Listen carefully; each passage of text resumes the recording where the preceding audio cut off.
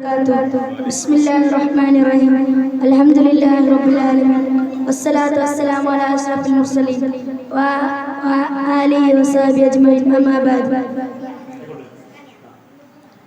Respected teachers, honorable juries, and all the participants, it's a great honor for me to address in this Rabbi program.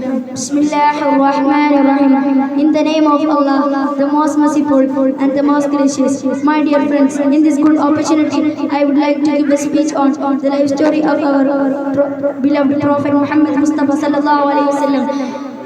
Muhammad was the prophet and founder of Islam. Who was Muhammad? Muhammad was the prophet and founder of Islam. Most of his early life was spent as a merchant. At age 40, he began to have revelations from Allah that became the basis for the Quran and the conclusion of Islam. At 630, he unified most Arabia under a single religion. As of 2015, there are over 1.8 billion Muslims in the world who profess there is no God but Allah and Muhammad is his prophet. Muhammad sallallahu alaihi wasallam was born around 570 AD in Mecca, now in Saudi Arabia. His father died before he was born and he was raised first by his grandfather and then his uncle. He was belonged to the poor but respected family of the Qurayshi tribe. The family was active in Meccan politics and trade. Many of the tribes living in the Arabian Peninsula at the time were nomadic, trading goods as they crisscrossed the desert.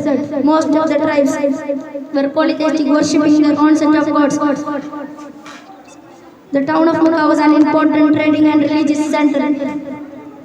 Home to many temples and worship sites where the devoted prayed to the idols of these gods. The most famous site was the Kaaba. It is believed to have been built by Ibrahim to Muslims and his son Ismail. Gradually, the people of Mecca turned to be polytheist and worship and idolatry of all the gods worshipped. It is believed that Allah was considered the greatest and the only one without an idol. Muhammad sallallahu alaihi wasallam was also very religious, occasional taking journeys of devotion to sacred sites near Mecca.